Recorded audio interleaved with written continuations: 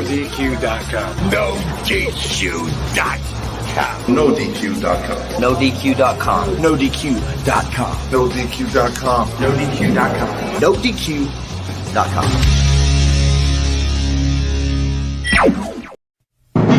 The Jeff Meacham Network's Multiverse of Media. For over 15 years, the recognized symbol of excellence and the standard bearer in coverage of sports and entertainment.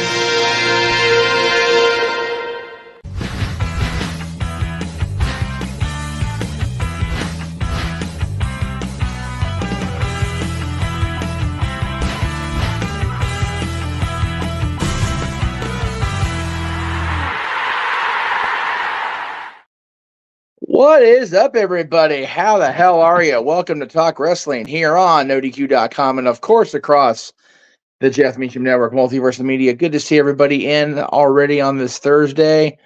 Let me find the right bloody thing. If I can find it. I know. Hell, that's all right. Let's use this one today. That's okay. It's good to see everybody. As I said, hello to Matthew. Hello to Brando. Hello to CJ. And to JJ, who's here with us. And yes, let's start right off the top. Let's go ahead and get that out there right now. Our friends at Rangers of Wrestling are 17, less than that, I think. They are close to 1,000 subscribers. If Tatilla can get to the 1,000 by March 4th, she has agreed to watch all the special TV episodes and premium live events presented by NXT and review them. So please, give us a check on that and subscribe to Tatilla over at Rangers of Wrestling. That's youtube.com/Rangers of Wrestling.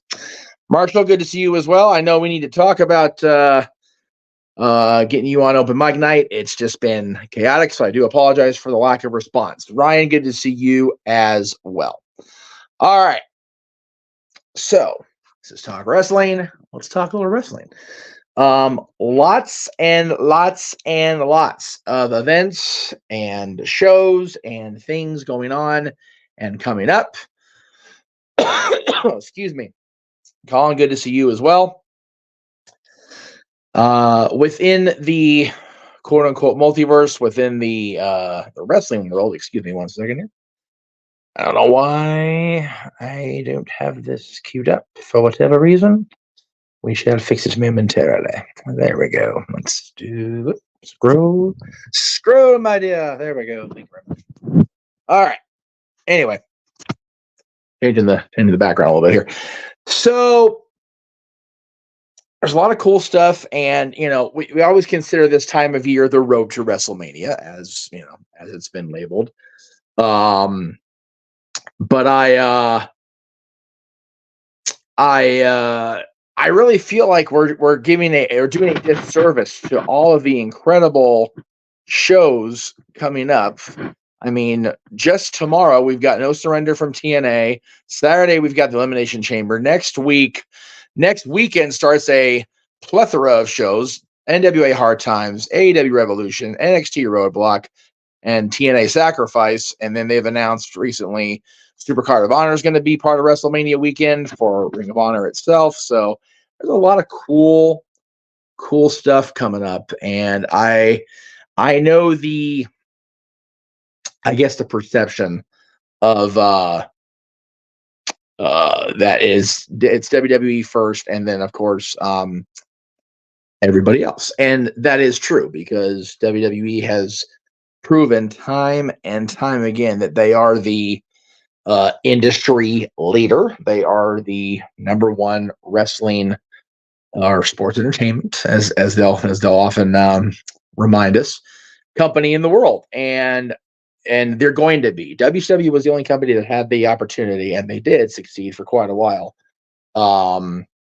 to topple. What do you call it? Topple ever be in that top spot. The thing is, and I will, it feels like for a long time there was a fight for number two, and I feel as though AEW has kind of faltered a little bit in that fight, and they seem to be losing momentum. It doesn't really matter how they, who they sign. Doesn't matter what they, pull off, what TV event they announce. It just seems like they're still, falling farther and farther behind with each passing show. TNA seemed like they were doing very well, and I think their television product is still doing very well as far as the layout of the show, the presentation, whatever you call it. But their reputation took a hit with Scott D'Amore's departure, because the overwhelming feeling, at least that I've noticed, is that Scott D'Amore is very well loved amongst the roster and amongst the fan base. And Anthem has let him go for reasons unknown to me. None of my business. I don't work there. It seems like that, they had momentum with Hard to Kill going into that, and with the rebranding of the TNA name, and now they're just kind of at a standstill, right? So then you've got the NWA, which, we don't, if you're watching this on NoDQ.com, which we appreciate you watching across all of our platforms, a whole lot of coverage because of the poor reputation that company, that brand, that, promotion has picked up for itself in the last year plus. And, they just now this week made their deal with CW official, even though it's been pretty universally known that they're going to be streaming on the CW app. I mentioned Hard Times, but we still don't know if that's going to be actually a streamed live situation on Saturday, March 2nd, or are we going to, is that going to be part of a series of uploads to the episode of Power the following week? We don't know that as fans, which is bothersome. It really is unfortunate. And, with everything going on, the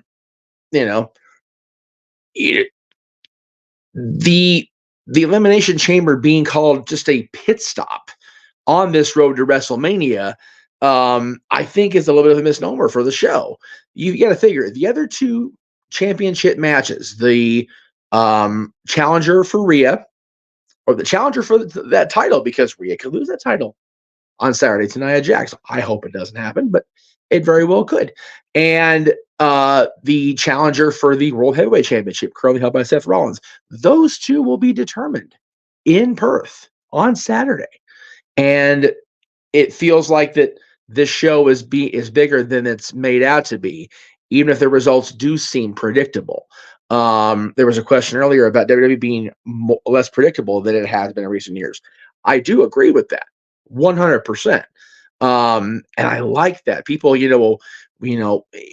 when the product is predictable, they'll bitch they want change. When we get something like we've had since Royal Rumble, they'll bitch about, well, it's not what I wanted. Okay, so it's not what you wanted, so it's wrong. I'm all for, differing opinions. I'm all for, going into a sandwich shop or an ice cream parlor, or this tripod not being so wonky, and being able to choose. But if they don't have your flavor of the week when you go in there, do you sit there and, burn the place down? No. You come back again a different week and you try again, or you pick a different option because you don't want to have wasted the gas or the bus fare to get over to these mom and pop shops. I'm making it sound probably more simplistic than I mean to, but it really is that simple, guys. It's, if you don't like what's going on, you have options. The other option is to just not watch the company that you're bitching about. And again, I know some people thrive on the ability to bitch, and I don't disagree with that either. It's what we do throughout this multiverse. So it's like, we wouldn't have a whole lot to talk about if there wasn't something to discuss. I just think it's the way that it's discussed that's the problem. But anyway, we talked about TNA, talked about AEW, talked about the NWA. Then you've got New Japan, who for years and years I barely gave a glance at. And in recent years, I've been keeping up with it more. And it also seems like they're kind of maybe stutter stepping. They've they've lost Okada, to free agency or whatever you want to call it. And Tanahashi is now the president of the company, and that seems like that is a positive step for them. So we'll see what happens with everything with that company. Again, it's very much unpredictable when it comes to the different companies. And then there's these other little independent promotions that don't get a lot of coverage, don't get a lot of time discussed in the media unless there's something bad going on or some sort of oh my god moment in the negative side of things in that little engine that could company. But again, I am all about the variety in wrestling.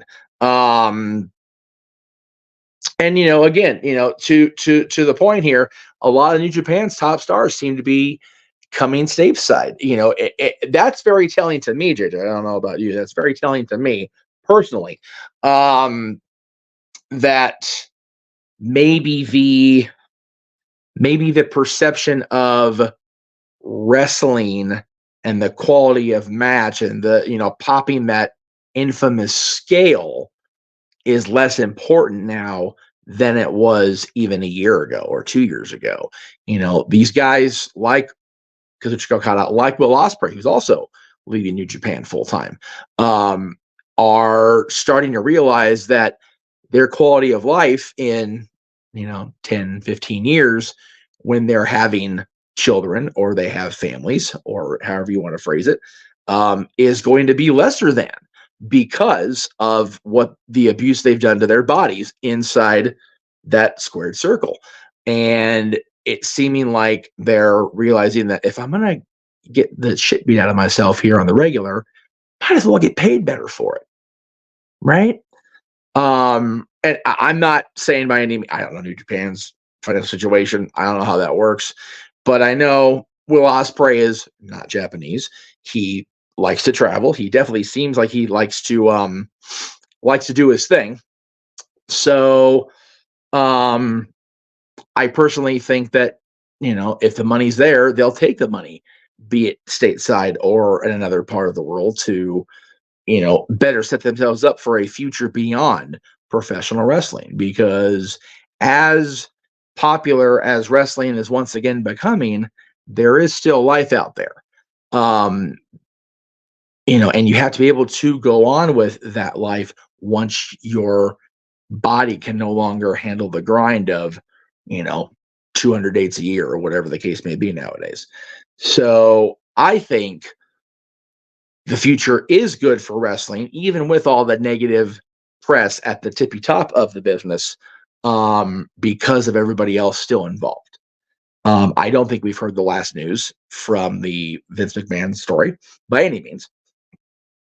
Excuse me. I don't think we've heard the last of people that are going to get thrown under that bus at all. I think there's going to be more of the story with Anthem and with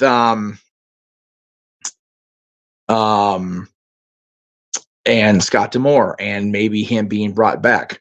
No, the Tiffy Top seems to be doing okay, JJ. The Tiffy Top of the business is doing well. Tiffany Stratton is an awesome competitor. And I think that she's got a bright future as well. The women's wrestling situation, I think, is more, I'll use the word diverse, to talk about than it has been in a long time. Because I remember when AEW started 5 years ago, they seemed to be the place to be, right? But now, NXT especially. NXT is definitely once again that breeding ground, for lack of a better term, for these top wrestlers. And Tiffany Stratton's a great example. When she made her debut on NXT television, I just, another Barbie type. Oh Lord, this is ridiculous. Didn't even want to give her the time of day. Even when she won the NXT championship, I was just OVER it. Like, nope, don't care. Doesn't matter to me. Just over it, right? By the way, I appreciate that screen name, but if you're a mark for me, you might want to spell my name right. Just throwing that out there. It's literally right here. Kind of silly. I just sorry, it just caught my eye. It sounded funny. But anyway, Tiffany Stratton's a great example of the system still doing this thing, because she did not impress me when she debuted in NXT, and I cannot wait to see what she does Saturday in the Elimination Chamber. I am so very much looking forward to her participation as anything else on Saturday. Looking forward to Rhea Ripley and Nia Jax. I know people aren't very high on Nia Jax, me included, but I'm curious if they will put her over Rhea in Australia and see what that crowd does with that. I don't think it'll happen. But again, stranger things have happened. I'm curious who wins the chamber match and will face the winner of the Rhea Ripley Nia Jax match. I'm curious how they're going to build Io and Bayley. SmackDown is tomorrow.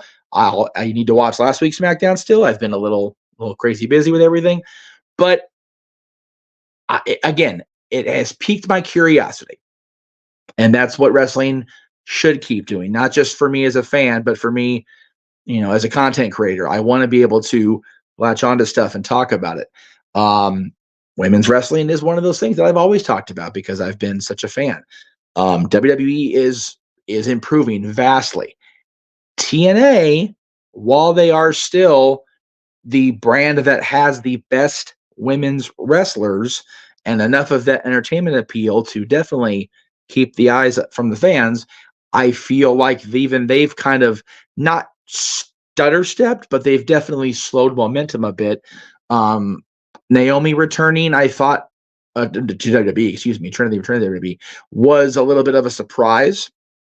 And she's kind of just been there since she returned. Hopefully that changes within WWE. Definitely looking forward to Jordan Grace and Giselle Shaw tomorrow during No Surrender. I think I'm very curious how that's going to play out with those two. And yeah, to your point, I couldn't remember the other name, JJ. Thank you. Deonna Purrazzo leaving TNA was big for them. Was a huge loss for them. AEW picking her up is great on paper, but what happens beyond Revolution? Does Deonna beat Toni Storm, or does she get lost in that, as JJ said this morning on Dad's, that proverbial catering shuffle with Mercedes Moné allegedly coming back to American wrestling and debuting with AEW in Boston? Is everybody else going to be pushed aside again, like always seems to happen? I think that's a major problem, not just with AEW, not just with it, but it seems. I kind of compare it to my hockey team, the LA Kings.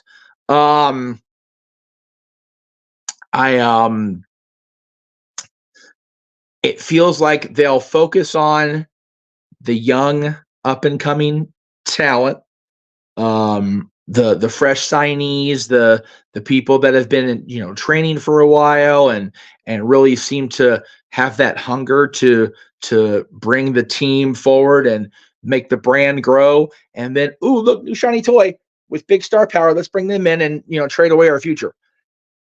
The Kings do it all the time.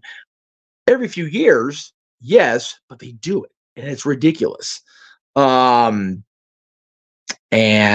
I hope that they don't do that with Mercedes Moné if she is in fact coming to AEW. And again, we don't know that for sure, but the rosters definitely, the posters definitely very telling. Yeah, and again, another AEW person, Thunder Rosa. She was gone so long, and then she came back to TV as a commentator on Collision. She made her return in the ring, and now she's the queen of Collision, as JJ said in the chat room. Like, make me care. Make me want to watch, not just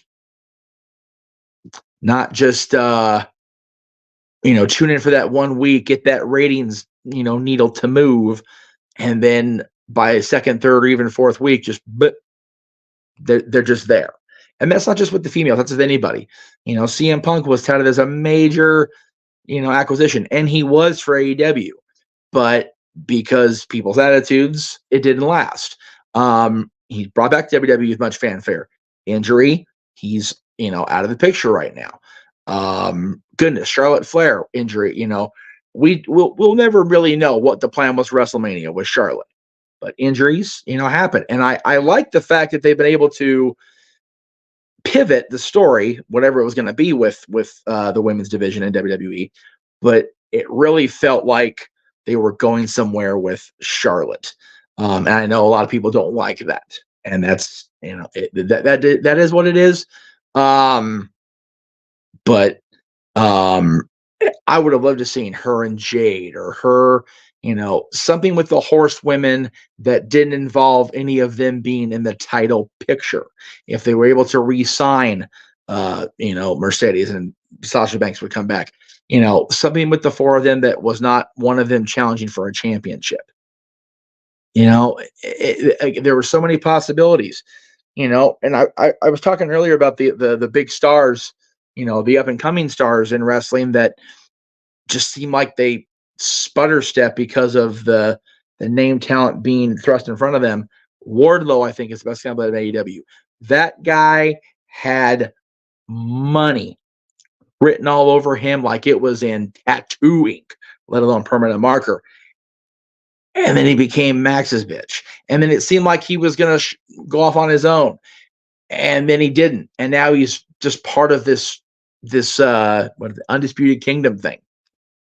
And that guy is too genetically gifted to just be what he is now. And it's so unfortunate. It really is kind of ridiculous, at least for me. His promo last night was very telling of how he feels. And is it too late? Has he had too many,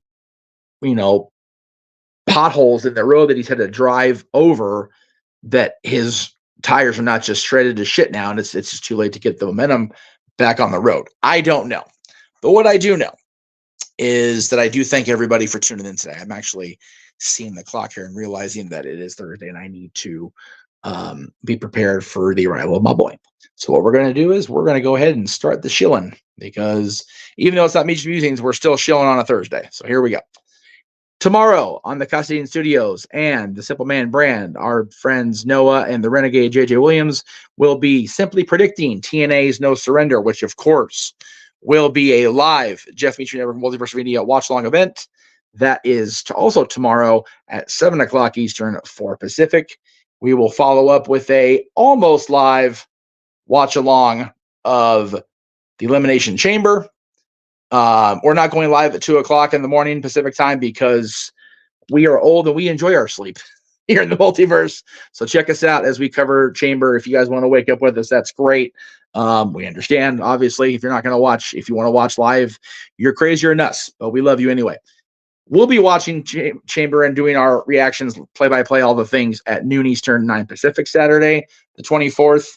And as I mentioned, NWA Hard Times, if it is indeed a live on the app presentation, we will be providing coverage Saturday night, March 2nd at 8 Eastern, that's 7 Central, 5 Pacific. We'll probably go live the hour before. Again, we are still waiting for confirmation from the NWA, from Billy Corgan, somebody, if we're actually doing a actual like pay-per-view style presentation like they do on Peacock, or if we're just going to have this show recorded and divided up for episodes of Power. We won't know. Hopefully we will soon. And of course, AEW Revolution featuring Sting's last match will be on Sunday, March 3rd. NXT Roadblock will be Tuesday, March 5th.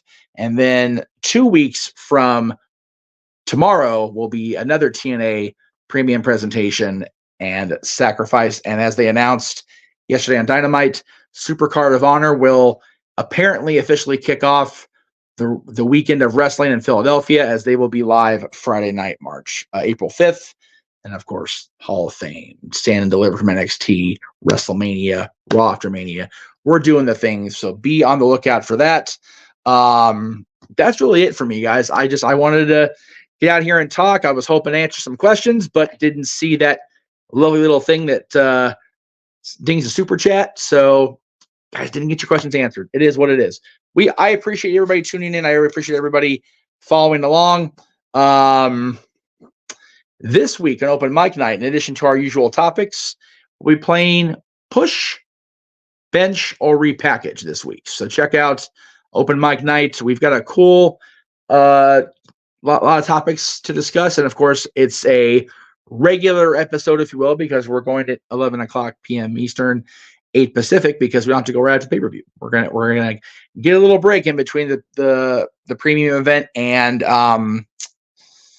an Open Mic Night, which is always nice. So stay on the lookout for that. In the meantime, I did mention the watch-alongs. You will not see NWA Hard Times because it is confirmed, nor will you see Supercard of Honor because it wasn't announced when the trailer was made. However, we sign off today with a look ahead. What's coming up across the Jeff Meacham Network, Multiverse of Media. Have a good night, guys.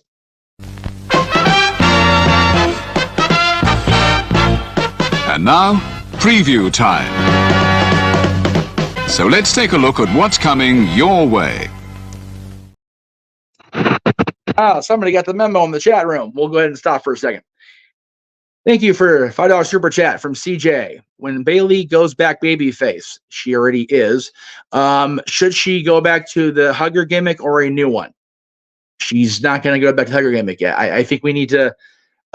She's definitely been organically turned babyface, CJ, but I think that we're going to stick with this different Bayley rather than the full-time hugger, right? Just makes more sense to me. All right, let's try that beautiful bean footage again, guys. Have a good night. We'll see you tomorrow across the Multiverse of Media for our coverage of No Surrender with Simply Predicting and the live event itself. Good night.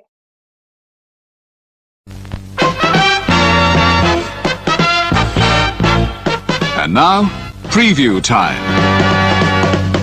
So let's take a look at what's coming your way.